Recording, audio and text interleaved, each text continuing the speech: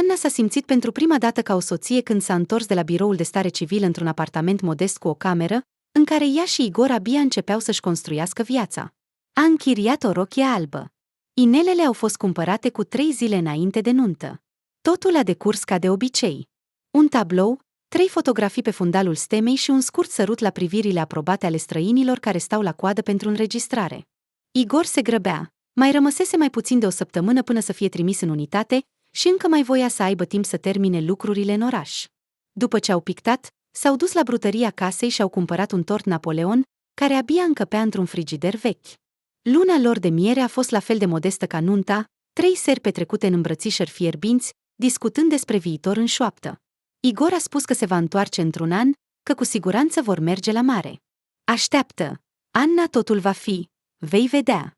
Anna a râs, mângâindu-și burta și l-a asigurat că va fi cu siguranță cel mai bun tată. Ei nu știau atunci că cuvintele vor rămâne doar cuvinte.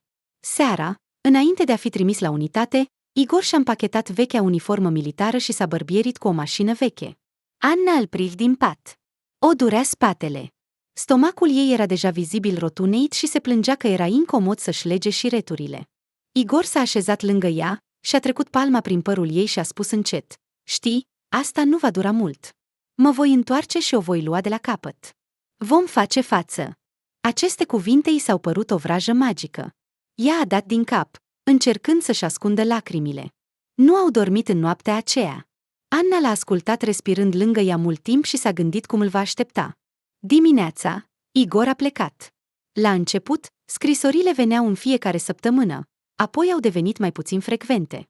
A scris că totul este în regulă, că băieții locali îl respectă, că serviciul se desfășoară ca de obicei. Anna îi ținea scrisorile într-un sertar cu documente și le recitea seara. Ea reușise deja să aleagă un nume pentru viitoarea lor fiică, Elizabeth, în onoarea bunicii sale. În fiecare zi aștepta un telefon sau o nouă scrisoare, dar într-o zi s-a auzit o bătaie la ușă. 2 persoane stăteau în prag, colega lui Igor și o femeie necunoscută în uniformă militară. Fețele lor erau severe, ca și cum ar fi fost tăiate în piatră. Anna și-a simțit degetele înghețând. Nici măcar nu a avut timp să-i invite înăuntru când a auzit de ce se temea cel mai mult. „Soțul tău a murit în îndeplinirea datoriei. Oferim condoleanțele.” Anna nu-și amintește cum a închis ușa. Stătea în mijlocul camerei, ținând în mâini notificările gri, lumea a încetat să mai existe. Un singur gând împulsa în cap: nu mai este. Stomacul i s-a înghesuit brusc de o durere ascuțită, ca și cum cineva ar fi lovit-o din interior. Anna s-a prăbușit pe podea, înfășurându-și brațele în jurul ei. Câteva ore mai târziu, era la spital. Doctorii au spus ceva despre stres, că avea nevoie să se odihnească mai mult, dar Anna știa. Totul s-a întâmplat în momentul în care a auzit vestea teribilă. Copilul ei, ultima ei relație cu Igor, nu a putut suporta. Îl pierduse. După ce a fost externată, Anna s-a întors acasă la tatăl ei vitreg. Nu știa cum să trăiască mai departe. Toate planurile, visele și speranțele ei s-au prăbușit ca un castel de cărți de joc. Fiecare dimineață începea cu un gol pe care nimic nu-l putea umple. A stat ore întregi lângă fereastră, uitându-se la curtea cenușie și a încercat să-și amintească sunetul vocii lui Igor. I se părea că era undeva în apropiere, că doar puțin mai mult și va deschide ușa. Dar acest lucru nu s-a întâmplat. Într-o zi, o prietenă a venit la ea și i-a adus supă fierbinte și niște haine pentru copilul nenăscut. Anna s-a uitat la ea ca și cum ar fi fost o proastă și a spus: nu va fi acolo. Nu va mai fi nimeni altcineva. Prietena ei a îmbrățișat-o, dar nu a găsit cuvintele potrivite. Timpul a trecut, dar durerea nu s-a potolit. Anna a încercat să lucreze, dar avea suficientă putere pentru abia câteva ore de imitație a activității. Seara, ea citea scrisorile lui Igor din nou și din nou, căutând consolare în ele. Aproape că s-a oprit din vorbit, a refuzat să răspundă la apeluri. Lumea ei s-a micșorat la dimensiunea unui apartament. Singurul lucru care a ținut-o pe linia de plutire a fost promisiunea pe care i-a făcut-o lui Igor înainte de a pleca: voi aștepta. Ea a așteptat, chiar știind că nu se va mai întoarce niciodată. Anna stătea pe o canapea veche, care fusese cândva fortăreața copilăriei ei. În colțul camerei erau câteva cutii de carton cu lucrurile ei, tot ce mai rămăsese din viața ei anterioară. Nu s-a gândit niciodată că se va găsi într-o astfel de situație. După moartea mamei sale, tatăl său vitreg Piotr Vasilievici a avut grijă de ea. Dar relația lor a fost întotdeauna tensionată. Îi amintea adesea că era temporară în această casă. Și acum, când lumea ei s-a prăbușit, a decis că a sosit momentul. Anna, vino aici, trebuie să vorbim. Vocea lui răgușită a venit din bucătărie. Ea s-a ridicat fără tragere de inimă. Picioarele mele păreau să fie din bumbac, capul îmbâzâia de la o altă noapte nedormită. Bucătăria era afumată. Piotr Vasilievici stătea la masă cu o cană de ceai tare, fața lui încruntată și aspră. Pe masă erau documentele, pașaportul, carnetul medical și mai multe certificate de la spital. Înțelegi că nu mai poți trăi așa? A început el, fără să se uite în ochii ei. Ești deja adult, 19 ani, la urma urmei, trebuie să ai grijă de tine. Mi-am crescut copiii, voi nu sunteți ai mei. Dar unde mă duc? Întrebă Anna încet, încercând să-și stăpânească lacrimile. Acestea nu mai sunt problemele mele. Am crezut că Igorul tău, ca și al lui, va veni și îți va construi casa. Și este mort. Împărăția cerurilor, desigur. Dar ce ar trebui să fac acum? Am doi de-ai mei care sunt încă mici, iar tu ești aici ca o valiză fără mâner. Cuvintele lui Piotr Vasilievici băteau ca un bici. Știa că nu o iubise niciodată, dar nu credea că va ajunge atât de departe. Nu am nimic. Eram însărcinată. A încercat Anna să obiecteze, dar vocea i s-a rupt. Ce fel de sarcină este acum? Nu există nimic. Tu, Anna, nu ești mică. Înțelegi totul. Deja destul. Mâine vei merge să închiriezi o cameră undeva. Întrebați-o pe Liudmila. Ea caută mereu chiriaș. Și-ți voi împacheta lucrurile în câteva zile, ca să nu alerg aici mai târziu. Anna stătea ca și cum ar fi udată în apă înghețată. Nu știa ce să spună. De când se știe, această casă fusese singurul ei refugiu. După moartea mamei sale, a crezut că cel puțin nu va fi atinsă aici, dar acum totul s-a prăbușit. Când mama mea era pe moarte, m-a întrebat. Ea a început, dar Piotr Vasilievici a întrerupt-o. Mama ta nu mi-a spus nimic. Apartamentul este al meu. Conversația s-a încheiat. Anna a părăsit bucătăria, abia reținându-și lacrimile. S-a încuiat în camera pe care obișnuia să o împartă cu copiii mai mici ai lui Peter până când bunica lor i-a luat și, pentru prima dată după mult timp, și-a dat frâu liber emoțiilor. A plâns, îngropându-se în pernă, care mirosea a puf vechi și a altceva, evaziv de cald, dar deja străin. Dimineața a fost trezită de o bătaie puternică la ușă. Era, desigur, tatăl meu vitreg. De ce stai întins? A strigat el nepoliticos. Te-am avertizat. Am fost de acord cu Liudmila. Te așteaptă la cină. Și îți voi duce lucrurile pe scări. Haide, pregătește-te. Anna a adunat în tăcere cutiile. Vecinii se uitau ocazional pe ușă, dar nimeni nu oferea ajutor. Îi era rușine, rănită și speriată. Liudmila, de la care tatăl ei vitreg i-a închiriat camera, s-a dovedit a fi o femeie bătrână morocănoasă, cu un miros veșnic de fum din gură. Camera era mică, cu tapet decojit și un pat care părea să se prăbușească. Plătește la timp și nu vor fi probleme, a spus Liudmila cu răceală, conducând-o prin apartamentul înghesuit și murdar. Și nu face zgomot, nervii mei sunt slat. Anna a dat din cap în tăcere.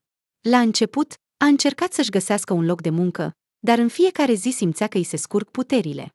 Anxietatea constantă, slăbiciunea și amețelile o făceau aproape neajutorată.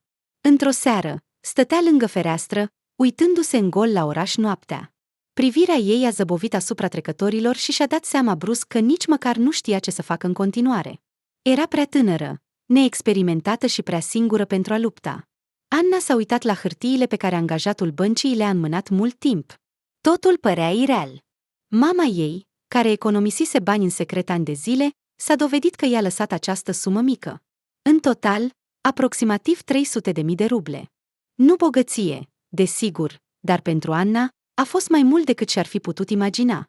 I se părea chiar că simte prezența caldă a mamei sale, care părea să o îmbrățișeze pentru ultima dată.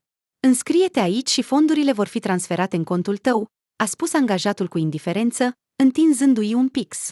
Anna și-a pus semnătura, uitându-se la ecranul monitorului, unde au apărut numerele singura moștenire lăsată de mama mea. I-a mulțumit mamei sale în mintea ei, deși un vag sentiment de vinovăție creștea în interiorul ei. La urma urmei, nu a reușit niciodată să justifice speranțele mamei sale. Acești bani mici au ajutat-o să iasă din impas pentru o vreme. Anna a decis să plece cât mai departe posibil. Orașul ei natal nu-i se mai părea un loc în care să poată trăi. Totul acolo amintea de pierderi teribile și de un trecut fericit. O căutare îndelungată pe internet a condus-o la un site web cu anunțuri pentru vânzarea de proprietăți imobiliare. Printre zeci de apartamente și alte obiecte, a dat peste un anunț pentru vânzarea unei case vechi într-un sat vecin, al cărui nume nici măcar nu a putut pronunța prima dată. Casa este mică, dar fundația este puternică, a asigurat-o la telefon un bărbat în vârstă care s-a prezentat ca fiind Nicolai. Este adevărat, acoperișul trebuie peticit, dar asta nu este nimic. Apă din fântână, încălzirea aragazului. Pentru un astfel de preț, nu poți găsi unul mai bun. Anna s-a uitat mult timp la fotografia casei, o colibă simplă din lemn cu o verandă șubredă, pereți ponosiți și o curte acoperită de iarbă înaltă. Se părea că casa fusese abandonată de mult timp, dar ceva în ea a atras-o. Poate ideea că acest loc va fi doar al ei. Și nimeni nu-i poate lua această casă. O să-l iau, hotăria, fără să se gândească la nimic altceva. Mutarea nu a fost ușoară. Tot ce avea încapea în mai multe pungi și cutii de carton. A închiriat o dubă veche, al cărei șofer a taxat suplimentar pentru a ajuta la aducerea lucrurilor în casă. De ce ești într-o astfel de sălbăticie? A chicotit șoferul, uitându-se la ea prin oglindă. Tânără, drăguță, nu te atrage orașul? Anna nu răspunse. S-a uitat pe fereastră la pădurea care fugea în depărtare. Cu fiecare minut de drum, părea că părăsește nu numai locul natal, ci și propria viață anterioară. Când mașina s-a oprit, Anna a simțit un amestec ciudat de ușurare și anxietate. Casa arăta chiar mai rău în persoană decât în fotografie. Veranda era acoperită de mușchi, o fereastră crăpată și ușa scârțâia enervant în timp ce o împingea ușor. Ei bine, vă place? Proprietarul Niolas stătea la poartă, zâmbind cu un zâmbet strâmb și fără dinți. Uite cât de spațios este! Și ce grădină! 1 hectar întreg de teren. Cartofi, funingine, castraveți. Doar tundeți iarba și totul va crește cu pași mari. Anna a dat din cap în tăcere, deși totul în interiorul ei se micșora de enervare. Casa era într-o stare deplorabilă. Pereții erau acoperiți de mucegai, podelele uscate scârțiau, iar în colțul bucătăriei era o sobă veche, din care mirosul de ardere veche abia se auzea. Bine, îți las uneltele aici pentru prima dată, pentru că văd că nu ești obișnuit cu viața de la sat. Nicolai i-a aruncat o grămadă de chei. În orice caz, locuiesc la celălalt capăt al satului. Sunt puțini vecini aici, dar toți oamenii sunt amabili. Sună ca ce? Anna a rămas singură. S-a plimbat prin casă, încercând să-și imagineze cum va trăi aici. Primul ei gând a fost să aranjeze o curățenie. A luat gunoiul, a măturat pânzele de păianjen și a încercat să deschidă ferestrele pentru a lăsa să intre aer proaspăt. În bucătărie, a găsit o cană veche cu o crăpătură, în care și-a turnat apă din sticla pe care o adusese când a spălat-o cum trebuie. A doua zi, s-a dus la magazinul din sat, unde a fost întâmpinată cu priviri curioase. Nou sau ce? A întrebat vânzătoarea, o femeie în vârstă cu părul cărunt prins într-un coc. Te-ai mutat în casa lui Nicolaevici? Da, a răspuns Anna sec, întinzând pâine și un pachet de sare pe teșghea. Va fi multă muncă acolo, dar este în regulă, te vei obișnui. Ești singur? Anna a dat din cap din nou. A înțeles că întrebările sunt inevitabile, dar nu a vrut să răspundă. A ieșit din magazin cu o pungă de cumpărături și a mers pe drumul spre casa ei. Seara, stând lângă fereastră cu o cană de ceai fierbinte, privea apusul soarelui. Razele roșii și aurii ale soarelui colorau copacii și, pentru o clipă, i se păru că și-a găsit în sfârșit locul. Deși acest loc cerea multă muncă și era singură. A stat mult timp pe podea în noua ei cameră, strângându-și genunchii în mâini. Lumina slabă a lunii strălucea prin fereastra prăfuită, dar ea nu a observat-o. Casa îi se părea acum o capcană întunecată. Nu era nimic aici care să-ți amintească de acasă în sensul obișnuit al cuvântului. Fără căldură, fără confort, nici măcar sunet în viață. Doar foșnetul vântului din afara zidurilor și foșnetele ciudate, pe care le-a pus pe seama prezenței șoarecilor. Anna încercă să îndepărteze gândurile sumbre, dar se întorceau din nou și din nou. Tot ce se întâmplase în ultima vreme părea să fi căzut asupra ei dintr-o dată. Și-a pierdut soțul și copilul. Mamă! Casa în care și-a petrecut copilăria nu mai era a ei. Nimeni nu o aștepta, nimeni nu scria, nimeni nu suna.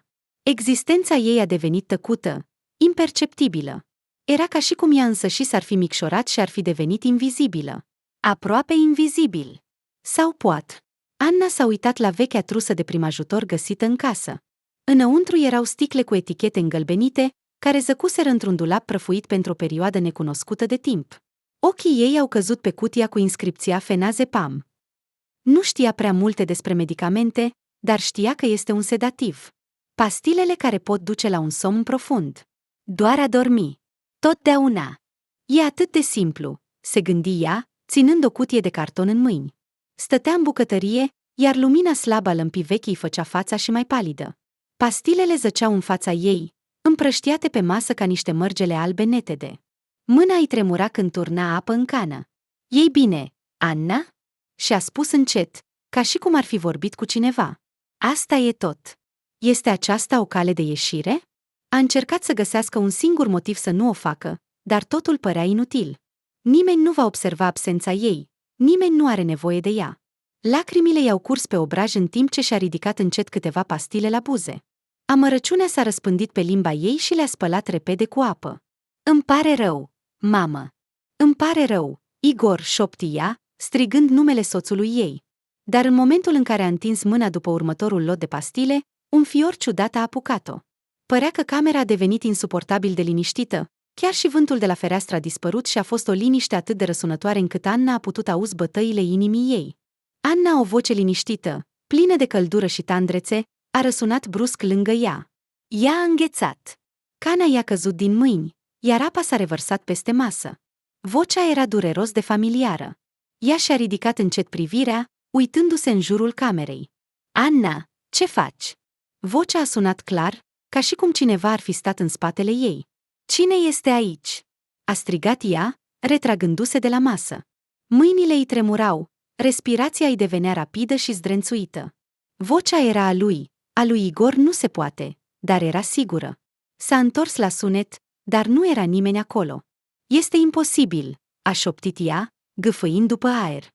Picioarele ei au dus-o într-o altă cameră. A deschis ușile, s-a uitat în colțurile întunecate, ca și cum s-ar fi așteptat să-l vadă, dar casa era goală. Anna, ești puternică. O voce a sunat din nou, de data aceasta de undeva de sus. Anna și-a ridicat brusc capul, uitându-se la tavan. Nu-i venea să creadă că se întâmplă asta. Tremura, dar odată cu frica a venit un fel de căldură. Vocea nu a condamnat-o, nu a acuzat-o. Părea că încerca să o îmbrățișeze cu cuvinte. Igor, ești tu?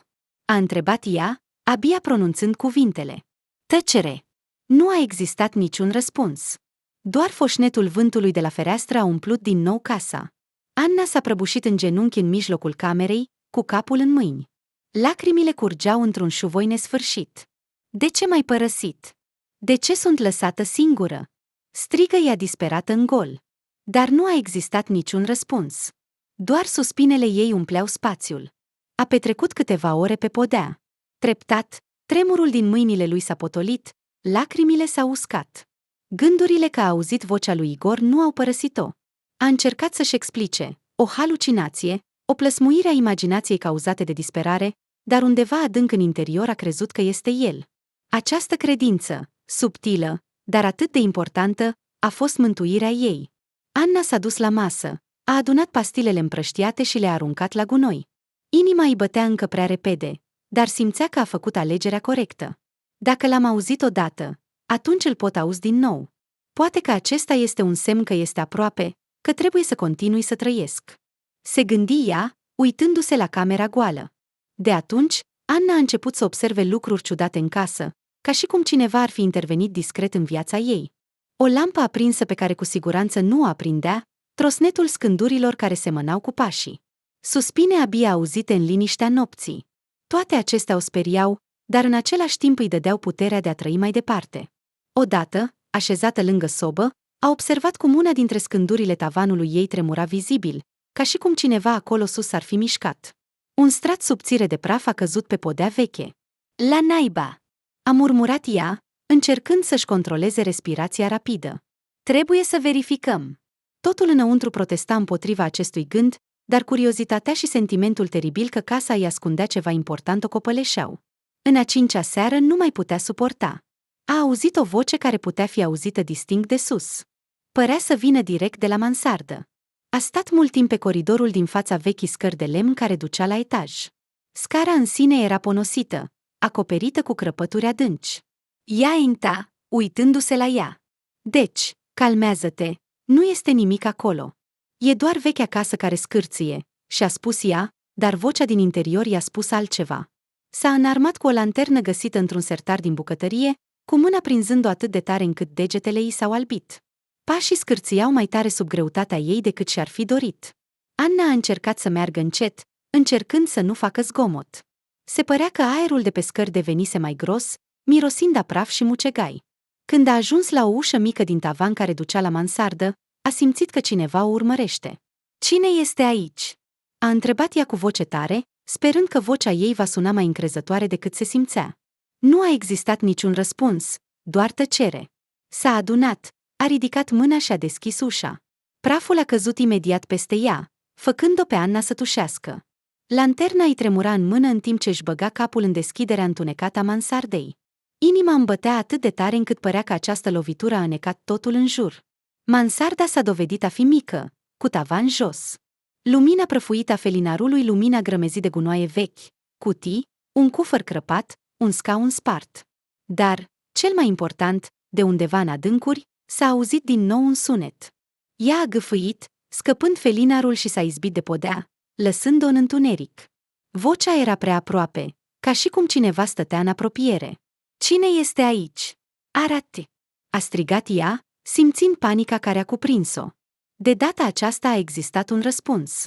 O voce, puțin mai încetă decât înainte, i-a pronunțat din nou numele. Anna a căutat repede felinarul, l-a ridicat și a direcționat fasciculul de lumină în direcția din care se auzea sunetul. Dar nu era nimic acolo. Doar o cutie veche, al cărei capac s-a deschis ușor, ca și cum cineva ar fi atins-o recent. Deodată s-a auzit un foșnet și, prin lumina slabă a felinarului, i s-a părut că ceva s-a mișcat în colțul podului. A înghețat, simțind transpirația rece curgându-i pe spate. Un lucru era clar pentru ea acum, nu era singură aici. Dintr-o dată, l-a observat. În colț, printre grămezile de gunoi, cineva stătea ghemuit într-o minge. La prima vedere, Anna a crezut că este o grămadă de haine, dar apoi a văzut-o. Era un bărbat. Un băiat de 12 ani s-a uitat la ea cu ochi uriași și speriați. Fața ei era murdară, părul era dezordonat, iar hainele erau peticite și holeg. Și-a apăsat genunchii pe piept ca și cum ar fi vrut să se ascundă de lume. Anna a înghețat, încercând să înțeleagă ce se întâmplă. "Cine ești?" a întrebat ea, încercând să vorbească încet ca să nu-l sperie. Băiatul nu a răspuns. Ochii lui s-au învârtit în jur, de parcă ar fi căutat o cale de a scăpa. "Hei, nu te voi atinge!" a adăugat ea încet, coborând felinarul ca să nu-l lovească în față. Dar acest lucru nu a ajutat. Băiatul sări în picioare, subțire ca chibrituri, și se repezi spre peretele opus. Mișcările sale erau rapide, ca cele ale unui animal sălbatic care a fost încolțit. Anna făcu un pas înainte, dar el îngheța, ridicând mâinile ca și cum s-ar fi apărat. "Nu te apropia!" a strigat el cu o voce neașteptat de puternică care nu se potrivea cu aspectul său fragil. Ea a înghețat pe loc, cu mâinile ridicate în tablă și reconciliere. Bine, bine, nu voi veni," a spus ea, încercând să vorbească calm. "Ce faci aici?" Pieptul îi se ridică rapid, ochii îi sclipeau de frică. "Locuiești aici?" a întrebat ea cu precauție, dar el nu a răspuns. Deodată a sărit de pe scaun și s-a repezit la fereastra mică din pod. Cu îndemânare, ca o pisică, s-a ridicat, a deschis-o și a dispărut înainte ca Anna să poată face ceva. Ea a rămas în picioare, șocată. Lanterna îi tremura din nou în mână, strălucind în gol. "La naiba!" șopti ea, simțindu-și picioarele cedând. S-a dus la fereastră și s-a uitat afară. În întuneric, abia putea distinge silueta unui băiat care deja alerga prin curtea ei spre pădure. "Cine ești?" șopti ea, uitându-se după el. Când s-a întors jos, a stat mult timp în bucătărie, gândindu-se la ce s-a întâmplat. Acest băiat nu era în mod clar doar un vagabond la întâmplare. Cine este el? De ce era în podul ei? Și, cel mai important, de ce vocea lui amintea atât de mult de cea a răposatului ei soț? Se întreba dacă merită să intre în această poveste. Ar fi fost mai ușor să încuie trapa, să uite tot și să te prefaci că nu s-a întâmplat nimic. Dar gândul băiatului ciudat care era atât de speriat de ea nu i-a dat drumul. Trebuie să întrebăm pe vecini, a spus ea cu voce tare, ca și cum s-ar fi convins. Până la prânz s-a pregătit. Trăgându-și haina și luând o umbrelă în caz de ploaie, Anna s-a dus la cea mai apropiată casă. Cerul era gri, vântul purta miros de frunze latente și pământ umed. Primul loc în care a decis să meargă a fost o casă la 2 loturi distanță. Vechi, șubred, cu vopsea decojită pe pereți. Părea abandonat, dar judecând după lemnele de foc bine stivuite din curte, cineva locuia aici. Anna a bătut la ușă. 1 minut mai târziu, o femeie în vârstă într-un pulover călduros a deschis-o. Fața ei era serioasă, dar nu furioasă. "Bună ziua!" Începu Anna, simțindu-și gâtul uscat de emoție. "Îmi pare rău să te deranjez, sunt vecinul tău. M-am mutat recent în acea casă." I-a făcut cu mâna în direcția complotului ei. Femeia a dat din cap. "Da, te-am văzut mișcându-te. S-a întâmplat ceva?" Anna se gândi o clipă cum să formuleze întrebarea. "Nu știi, nu este nimeni care să alerge aici noaptea? Poate copii sau adolescenții?" Bătrâna s-a încruntat, sprijinindu-și mâinile pe șolduri. "Adolescenții?" a întrebat ea. "Da, aici, în afară de mine, alte 2 familii, nu este chiar nimeni. Băieții nu au mai fost văzuți de mult timp. Toată lumea pleacă în oraș." "Ai văzut pe cineva?" "Da, aveam pe cineva în pod." "Băiat." "Era atât de mic, slab." Bătrâna doamnă s-a încruntat și mai mult. "În pod." "Da, afaceri. Poate un fel de copil al străzii." "Deci de unde ar veni?" "Nu, fată, nu știu nimic despre asta." Conversația nu a dat niciun răspuns, dar Anna nu a renunțat. A mai ocolit câteva case, a bătut, a pus aceleași întrebări, dar nimeni nu știa nimic. Unii vecini chiar au râs, spunând că trebuie să fi visat. Când se pregătea să se întoarcă acasă, ochii ei au fost atrași de un mic hambar de la marginea pădurii. Părea abandonat, dar ușa era întredeschisă. Anna s-a apropiat cu precauție și a bătut în cadrul de lemn. "Este cineva?" a întrebat ea, dar nimeni nu a răspuns. Întinse mâna să se uite înăuntru, când deodată același băiat a sărit din spatele hambarului. Înfățișarea lui era chiar mai pierdută decât ieri. A văzut-o, s-a oprit o clipă și apoi s-a repezit brusc în pădure. "Hei, stai!" a strigat ea, dar băiatul a fost prea rapid. Anna a vrut să alerge după el, dar dintr-o dată a auzit o voce din spatele ei. "Este din nou aici?" Se întoarse ea. În spatele lui stătea un bărbat de 50 de ani, puternic și morocănos, cu o lopată în mâini. "Îl cunoști?" întrebă repede Anna. Bărbatul a dat din cap, dar fața lui a rămas tare. "Acesta este Constantin, un copil al străzii. Nu există tată, iar mama bea mult." Anna a simțit ceva strângându-se în piept. "Dar de ce își petrece noaptea în podurile altora?" Bărbatul ridică din umeri. "Își petrece noaptea peste tot, fie în magazii, fie în case abandonate. Cred că am venit să te văd acum." Anna i-a mulțumit bărbatului și s-a dus acasă. Gândurile despre băiat nu i-au părăsit capitolul, dar în timp ce stătea în bucătărie cu o ceașcă de ceai, și-a amintit din nou vocea. O voce atât de asemănătoare cu cea a soțului ei. Și apoi a înțeles. Constantin cânta ceva în pod, un cântec pe care Anna îl auzise de la soțul ei în ultimele lor zile împreună, și se părea că era Igor. Mâinile îi tremurau și așeză ceașca pe masă. "Wow, ce interesant este!" a șoptit ea. A doua zi, Anna a văzut-o din nou pe Constantin. Stătea la marginea proprietății ei, sprijinit de gard și se uita la casă. Arăta jalnic. O crustă ruptă, blugi ponosit și cizme de cauciuc, care păreau prea mari pentru el. Fața băiatului, acoperită de pete murdare, exprima atât frică, cât și provocare. Ea s-a prefăcut că nu-l observă, deși totul tremura înăuntru. După ce a așteptat 1 minut, a ieșit din casă și s-a dus la el. "Hei, ce cauți aici?" a strigat gazda, încercând să nu pară prea dură. Băiatul, ca un animal vânat, s-a retras instantaneu de pe gard, gata să se arunce pe stâncă. "Stai, nu aveam de gând să te cert," a adăugat Anna în grabă. El a înghețat, uitându-se la ea suspicios, tăcut. Vreau să vorbesc," a continuat ea.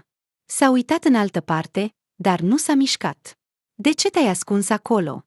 a întrebat ea și a făcut un pas înainte. "Și ce vrei?" mormă el în cele din urmă, uitându-se de sub frunte. Vocea lui era foarte asemănătoare cu cea a lui Igor în unele privințe, doar că mai tânără. Vreau să înțeleg de ce mi-ai ales casa? Pentru că înainte era goală, iar mansarda de acolo este caldă, mai bine decât acasă. Și cum rămâne cu acasă? A întrebat tânăra văduvă cu precauție. Băiatul chicoti. Mama bea. Întotdeauna cu bărbați. Tata a murit cu mult timp în urmă. Ce ar trebui să fac acolo? Ridică din umeri din nou, de parcă nu-i păsa. Ce a mai rămas? A răspuns el, îngropându-și ochii în pământ. Trebuie să dormi undeva.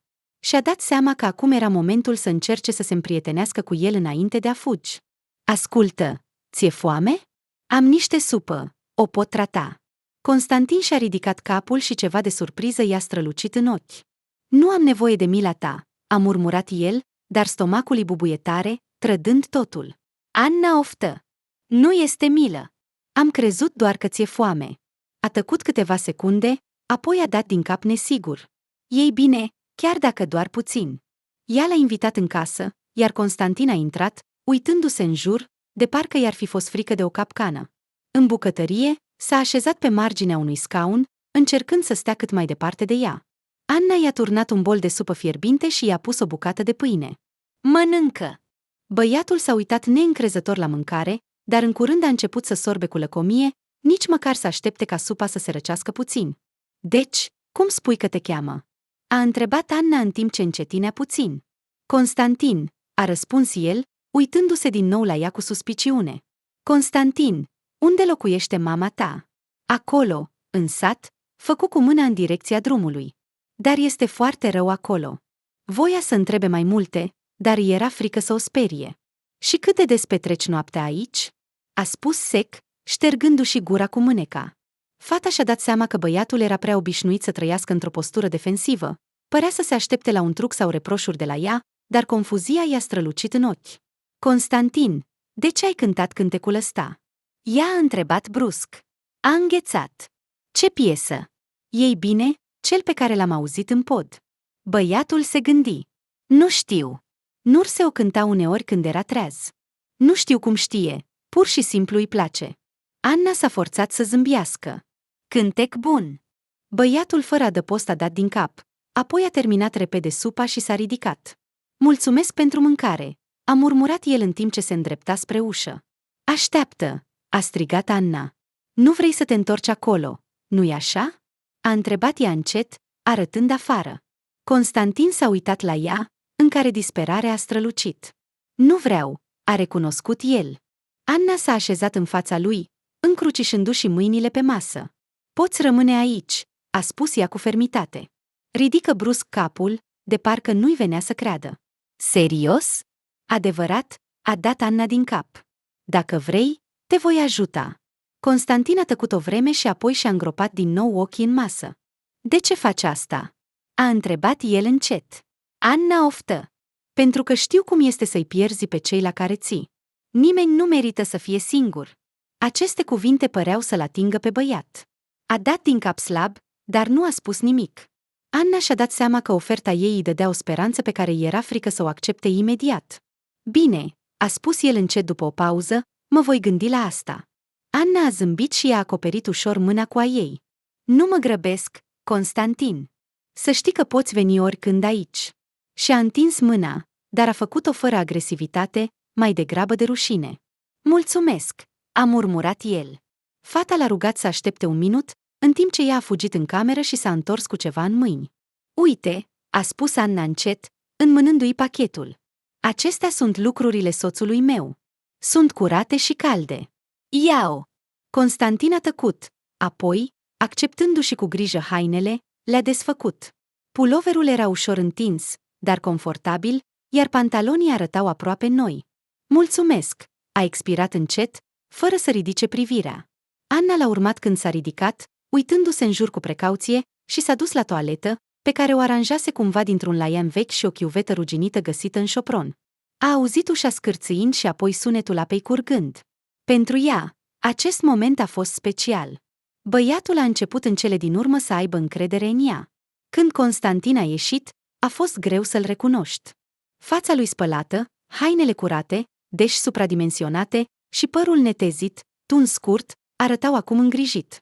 Probabil că arătam așa doar în fotografiile de la grădiniță, a murmurat el, mișcându-se de la un picior la altul.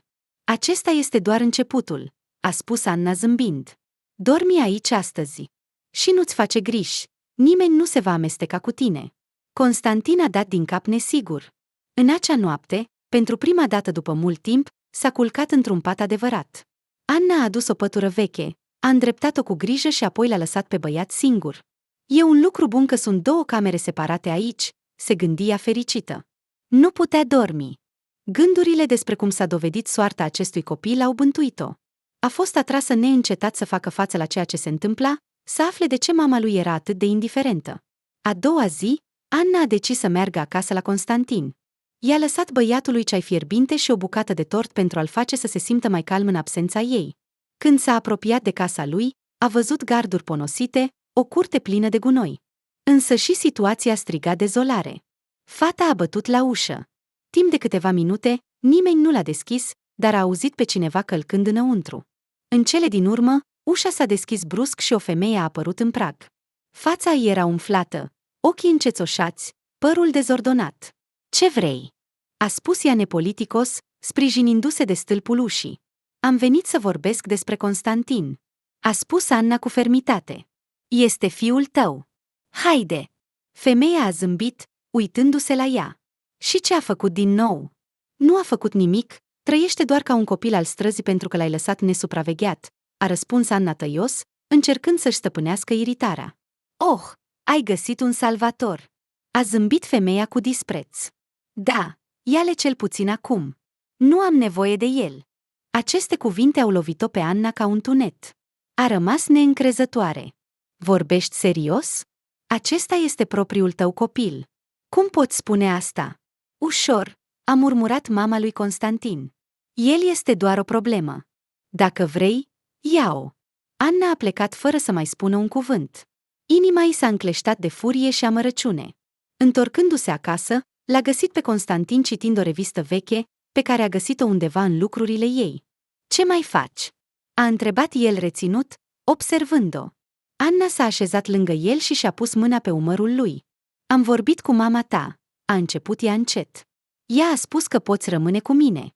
Constantin a înghețat, fața lui părea pietrificată. Adică, nu-i pasă. Anna l-a îmbrățișat, ținându-le strâns de ea. Nu contează. Principalul lucru este că nu ești singur acum. Constantin tăcea, dar umerii îi tremurau. Anna știa că plânge, dar nu a spus nimic. Ea doar l-a ținut în brațe, ca și cum ar fi încercat să încălzească ceva care devenise de mult rece. A doua zi, Anna a luat o decizie fermă, cu siguranță va rămâne aici, împreună cu Constantin. Dimineața, când soarele a pătruns prin geamurile murdare, a deschis ușile și, suflecându-și mânecile, s-a apucat de treabă. Primul lucru de făcut a fost să punem lucrurile în ordine. Scândurile vechi de pe podea scârțiau sub pașii ei, praful învârtindu-se în timp ce se ridica în aer în timp ce începea să scoată gunoiul inutil. Constantin stătea la masă, jucându-se nervos cu marginea mânecii. Îi urmărea mișcările, ca și cum ar fi încercat să înțeleagă ce face. Te-ai hotărât să cureți totul singur? A dat brusc o voce când Anna a început să scoată un cufăr vechi și greu. Ea a zâmbit, ștergându-și fruntea cu mâneca. Constantin tăcu și apoi, ca și cum ar fi luat o decizie interioară, se ridică brusc de pe scaun. Lasă-mă să ajut, a spus el lentant, apropiindu-se. Anna ridică sprâncenele surprinsă, dar nu se certă. Ei bine, atunci ia capătul ăla, a spus ea, arătând spre piept. Împreună ne vom descurca mai repede. Băiatul, deși părea slab și slab, s-a dovedit a fi neașteptat de puternic. Cei doi au târât gunoiul inutil pe verandă, unde Anna a decis să-l lase pentru moment. Apoi împreună au început să târască cutii vechi, să rupă pânzele de păianjen de pe tavan și să măture gunoiul care se acumula în colțuri de ani de zile. Hei, unde te duci? A întrebat fata cu un zâmbet ușor, observând cum băiatul încerca să repare o lampă veche, al cărei abajur era acoperit de straturi de praf. Da, mi-a plăcut, a recunoscut el sincer, ridicând din umeri. Vreau să-l păstrez.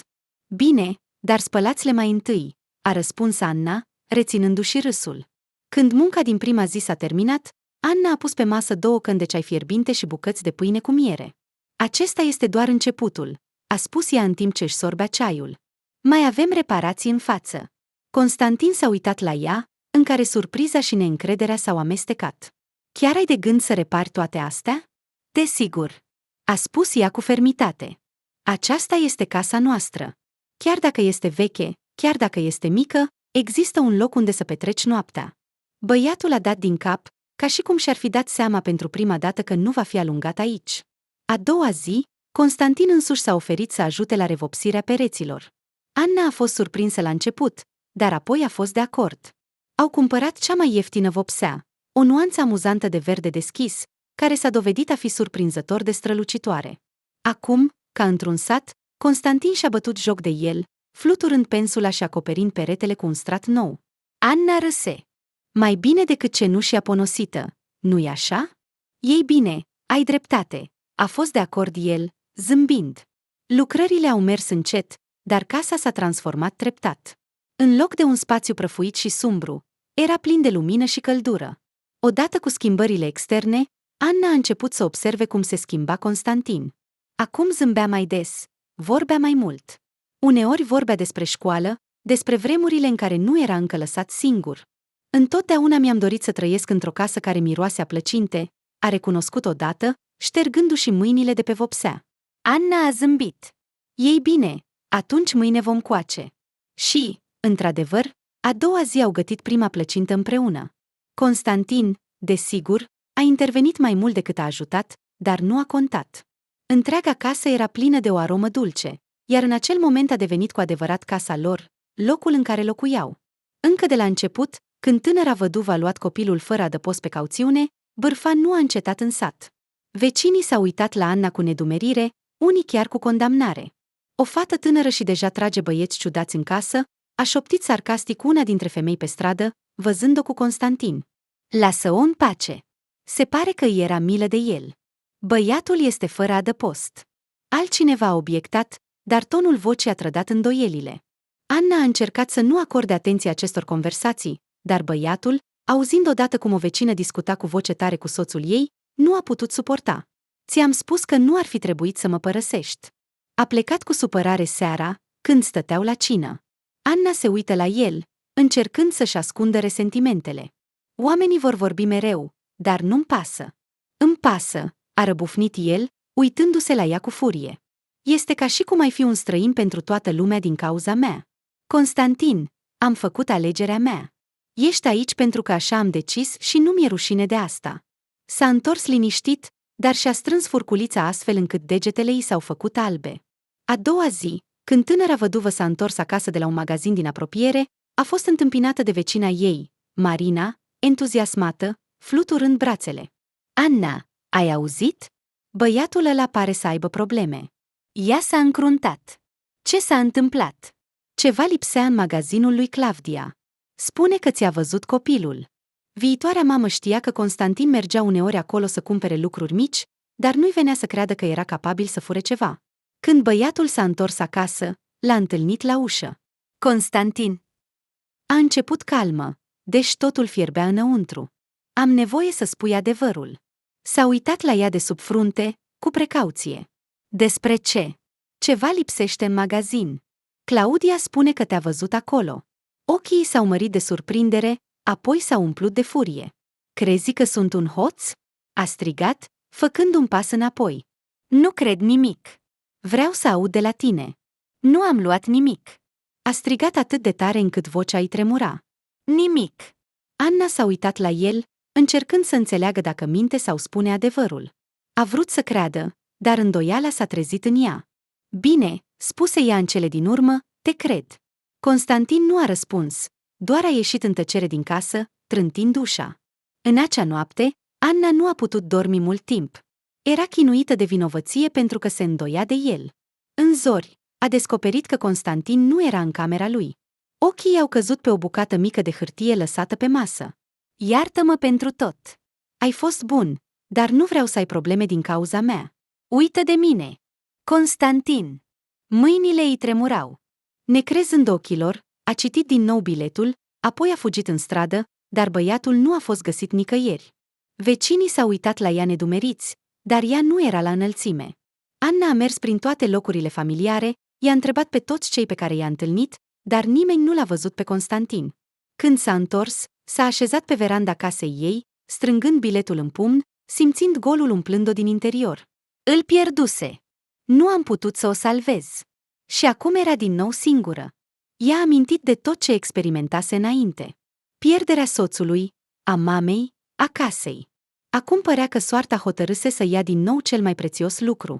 Între timp, Constantin mergea de-a lungul drumului de țară, încleștând cu încăpățânare pumnii. Nu știa unde se duce, dar singurul lucru pe care îl dorea era să fugă din sat, departe de Anna, departe de bârfe, departe de sentimentul că devenise o povară pentru ea. Noaptea s-a dovedit a fi rece. Nu a găsit adăpost și a trebuit să-l petreacă în aer liber pe terenul viran din spatele vechii stații de autobuz. Vântul a bătut, iar farurile rare care treceau pe lângă mașini i-au luminat silueta jalnică. Dimineața, tremurând de frig, a ieșit pe drum, sperând să găsească măcar ceva de mâncare sau ajutor. Hainele lui erau murdare, fața ei era epuizată și gândurile erau confuze. Mergea pe marginea drumului când a auzit zgomotul unei mașini care se apropia. Mașina se mișca prea repede pentru acest drum îngust. Băiatul nu a observat-o imediat, pentru că era prea absorbit de gândurile sale. Farurile l-au aprins în ultimul moment, iar șoferul a apăsat brusc frâna. Hei, ce faci?" a strigat bărbatul cu durere, sărind din mașină. Era Alexei, un localnic care se întorcea din oraș. A alergat spre băiat, apucându-le de umeri. Ești în viață? Totul este în regulă?" Alexei l-a examinat cu atenție, încercând să înțeleagă dacă era rănit. Sunt bine," a murmurat Constantin, uitându-se la bărbat de sub frunte. Ce faci aici singur? Unde sunt părinții tăi?" a întrebat Alexei. Nicăieri, a răspuns băiatul încet, întorcându-se cu spatele. Alexei s-a încruntat, dar a observat cum tremura de frig. Bine, hai să mergem, te duc în sat. Nu aparții aici singur. Constantin a vrut să refuze la început, dar a înțeles că nu are de ales. S-a urcat în mașină, încă neliniștit, dar căldura din interiorul cabinei l-a calmat puțin. În acest moment, Anna s-a întors acasă, epuizată de căutare. S-a așezat pe verandă, strângându-și capul în mâini. Doamne, unde ești, iubito?" a șoptit ea, simțind lacrimile care încep să-i curgă din ochi. În depărtare, s-a auzit sunetul unei mașini care se apropia. Anna și-a ridicat capul și a văzut un familiar zigulenokei conducând spre casa ei. Alexei a ieșit din ea, urmat de Constantin, lăsându-și capul în jos. Fată, băiatul tău aproape că a intrat sub roțile mele, i-a spus Alexei lui Sucor, apropiindu-le. Constantin! A strigat ea, grăbindu-se la băiat. Îmi pare rău, a murmurat el, fără să ridice privirea. Anna l-a îmbrățișat, fără să observe murdăria de pe hainele lui. Vocea îi tremura de un amestec de ușurare și furie. Am mers prin tot satul. Am crezut că ți s-a întâmplat ceva. Băiatul tăcea, dar văzu o umbră de remușcări pe fața lui. Mulțumesc! În cele din urmă se întoarse către bărbat. Deloc! Doar privește-le! În mod clar nu este ușor pentru băiat, a răspuns el cu un semn din cap și a plecat. Anna a dus-o pe Constantin în casă. De ce faci asta? A întrebat ea când au fost singuri. Nu vreau să fiu o problemă, a murmurat el. Toată lumea din jur crede că sunt un hoț și, în general. Ascultă-mă! Anna s-a așezat în fața lui, privindu-le drept în ochi. Nu ești o problemă. Ești o persoană plină de viață și bună. Și este important pentru mine să fii aici. Nu mai pleca, auzi? Constantin s-a uitat la ea și speranța i-a strălucit în ochi. Bine, a spus el încet. Voi rămâne. Anna a zâmbit printre lacrimi, îmbrățișându-le strâns. Vrei niște ceai? Întrebă Anna, băiatul a dat din cap. În timp ce stăteau la masa din bucătărie, încălzindu-și mâinile pe o cană de ceai fierbinte, Anna a spus brusc. Știi, Constantin, am nevoie de tine. Da, mult mai mult decât vă puteți imagina. Nu eu te-am ajutat, tu m-ai ajutat. Mi-am pierdut întreaga familie. Mama, soțul, copilul. Și nici măcar nu se născuse încă. M-am pierdut și eu pe mine. Până în momentul în care te-am întâlnit. Mi-am dat seama că ai nevoie de ajutor și că nu există nimeni altcineva aici care să te ajute în afară de mine. Dar cel mai mult aveam nevoie de ajutor. S-a uitat la ea cu ochii mari și uimiți și a expirat în liniște un singur cuvânt. Da. În zilele următoare, au continuat să repare casa. Anna l-a învățat pe Constantin cum să atârne tapet, să spele vasele corect și chiar să folosească o busolă. Ești un meșter născut, a glumit ea în timp ce îl privea bătând cuiul cu concentrare. Da, desigur, a chicotit el, dar era o urmă de satisfacție în ochii lui. Vecinii au început să observe schimbările care aveau loc pe site-ul cândva abandonat. Unii încă priveau cu suspiciune, dar erau și cei care dădeau din cap aprobator în timp ce treceau pe lângă ei. Bravo, Anna, casa se transformă, a spus odată Marina, uitându-se la ei. Mulțumesc, a zâmbit ea. Când casa a început să capete un aspect confortabil, Anna a simțit că ceva se schimbă nu numai în exterior, ci și în interiorul ei. Nu se mai simțea singură. Într-o seară, când stăteau lângă șemineu, Anna, uitându-se la Constantin, a spus: știi, nu mă mai gândesc la faptul că sunt singură și nu am pe nimeni, pentru că acum te am pe tine. Băiatul era jenat, dar nu s-a întors cu spatele. Și te am și pe tine. El a răspuns încet. Și în acel moment, amândoi și-au dat seama că deveneau o adevărată familie. Anna stătea lângă fereastră cu o ceașcă de ceai rece.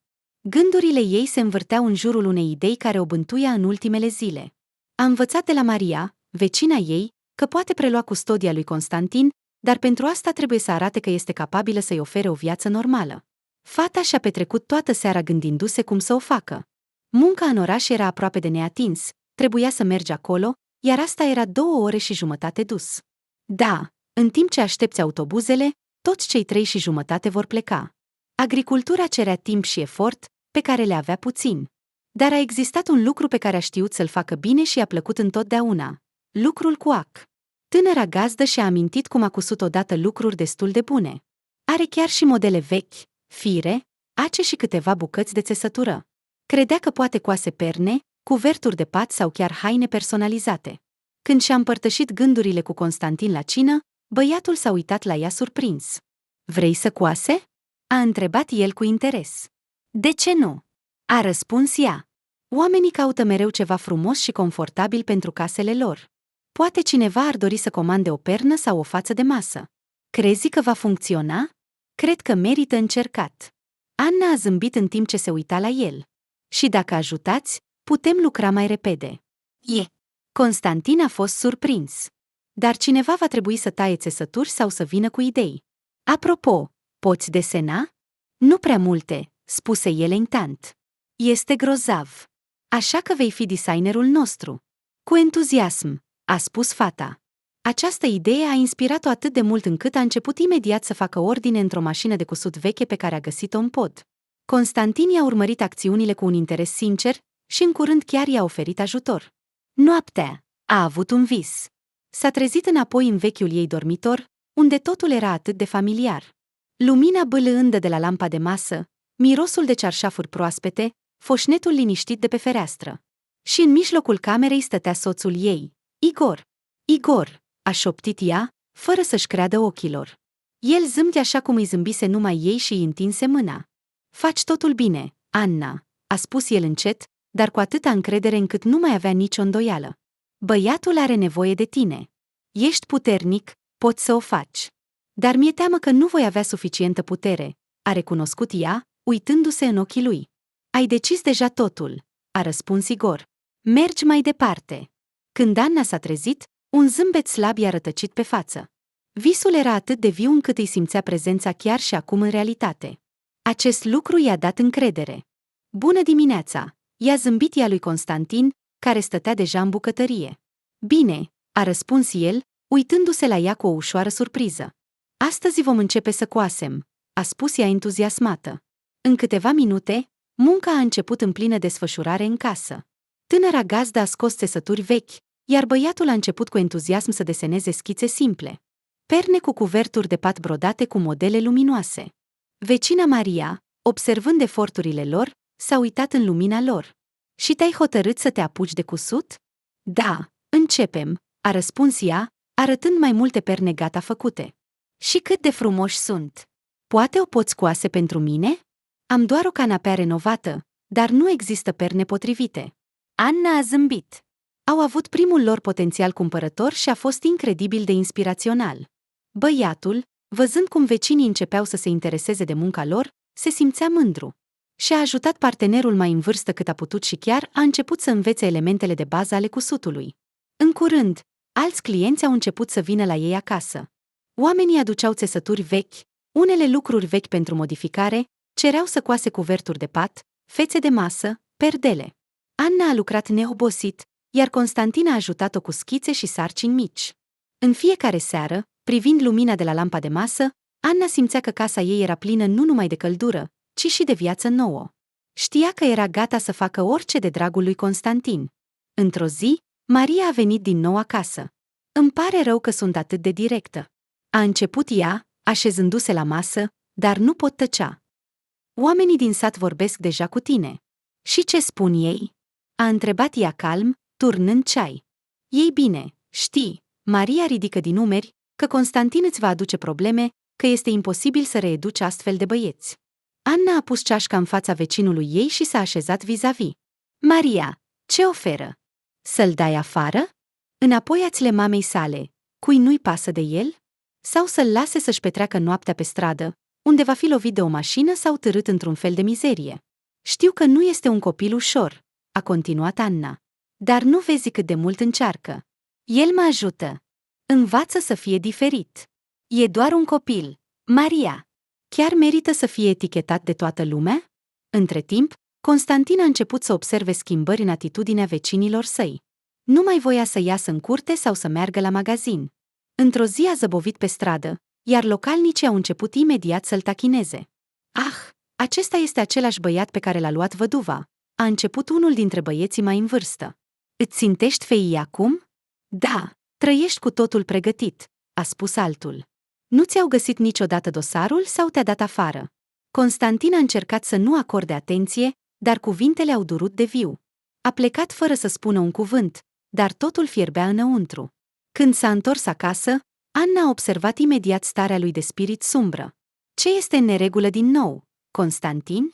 A întrebat ea când s-a așezat la masă în tăcere. Nimic, murmură el, întorcându-se. Știi că nu voi crede dacă nu spui adevărul, a spus Anna încet. M-am săturat ca toată lumea să creadă că sunt rea. Dintr-o dată a răbufnit, uitându-se la ochii ei plini de lacrimi. Anna s-a apropiat de el și l-a îmbrățișat. Bineînțeles că nu ești rău, a spus Anna încet. Doar că oamenilor le este frică de ceea ce nu înțeleg. Dar de ce nu ne pot lăsa în pace? Pentru că toți știu să vadă dincolo de prejudecățile lor, a răspuns Anna. Dar ne vom descurca, Constantin, împreună.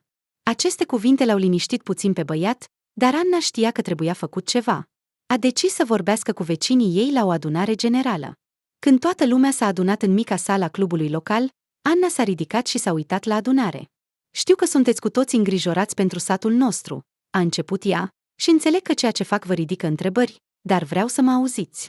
Ea a povestit despre ceea ce a trăit Constantin în viața lui, despre mama lui, care nu a avut grijă de el, despre cum a trăit în subsoluri și mansarde, despre cum încearcă să devină mai bun. Cred în acest băiat, a spus ea la sfârșit. Și vă rog să-i dați o șansă. Nu este un hoț, nu este un huligan. Este doar un copil care vrea o viață normală. Unii vecini s-au uitat la ea cu neîncredere, dar alții au început să se gândească. Ei bine, dacă este atât de bun, lăsați-l să dovedească, a spus cineva din public. Și o va face, a răspuns Anna cu fermitate. De atunci, ea și Constantin au început să lucreze și mai activ la casă și la ei înșiși.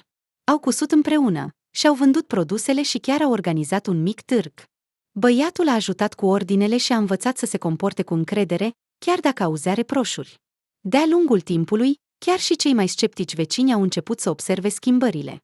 Băiatul nu se mai ascundea, devenea mai deschis, iar zâmbetul îi lumina fața din ce în ce mai des.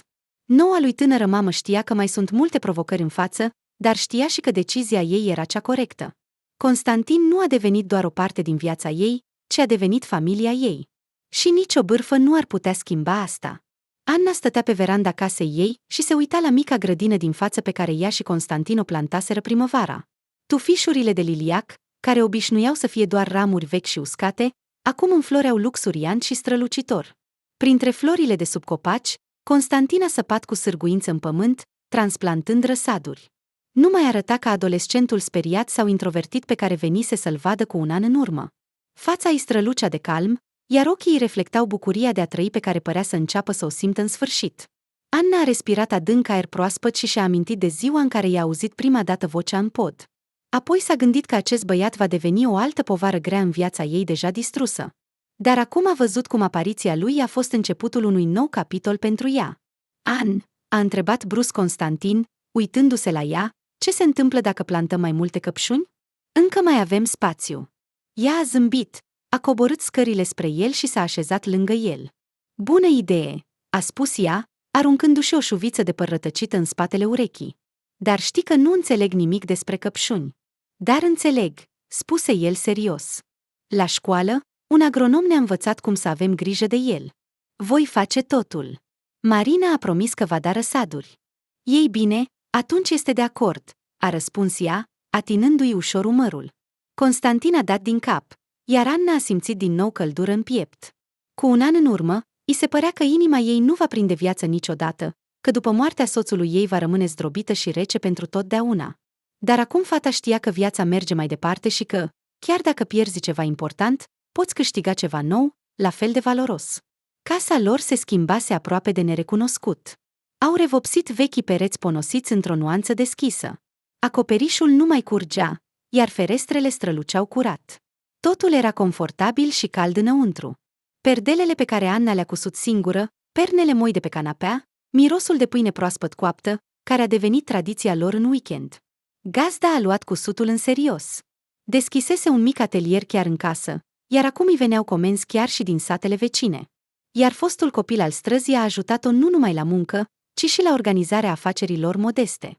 A devenit mult mai încrezător, a învățat să numere bine și să ia notițe. Și, a întrebat el într-o zi la cină, și dacă nu aș fi venit la pod atunci, ce ai fi făcut? Nici măcar nu știu, Constantin, a spus ea încet, cred că aș trăi mai departe. Sau aș încerca.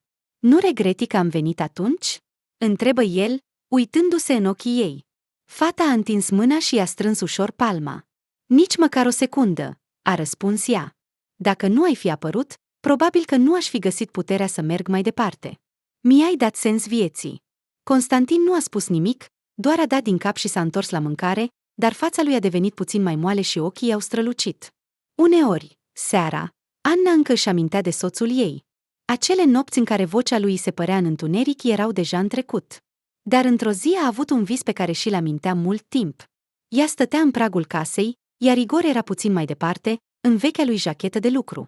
S-a uitat la ea cu un zâmbet și ochii lui au strălucit de mândrie. Ești bună, Anna, a spus el, iar vocea lui era la fel de caldă ca înainte. Mă auzi? A întrebat ea în vis, simțindu-și ochii plini de lacrimi. Desigur, a răspuns el, aud mereu. Și mă bucur că nu renunți. Ai nevoie de el la fel de mult cum are nevoie el de tine. Când s-a trezit, sufletul ei era lumină și lumină. Acest vis a devenit un simbol pentru ea că Igor aprobă alegerea ei, că el însuși i-a ajutat cumva să se întâlnească. A mai trecut o lună și, într-o zi, Constantin, așezat pe verandă cu o carte în mâini, și-a ridicat brusc capul și s-a uitat la ea. Și, a spus el, ești ca o mamă pentru mine. Aceste cuvinte au sunat atât de neașteptate încât fata a înghețat. S-a așezat lângă ea, fără să știe ce să spună. Și tu ești ca un fiu pentru mine, Constantin, a spus ea în cele din urmă, îmbrățișându-le. Au stat așa mult timp, sub razele calde ale soarelui de vară, iar în acel moment Anna și-a dat seama că casa lor devenise mai mult decât un loc unde se putea ascunde de ploaie și vânt. Era casa lor comună, colțul lor comun, noua lor viață. Și nimic altceva nu a contat.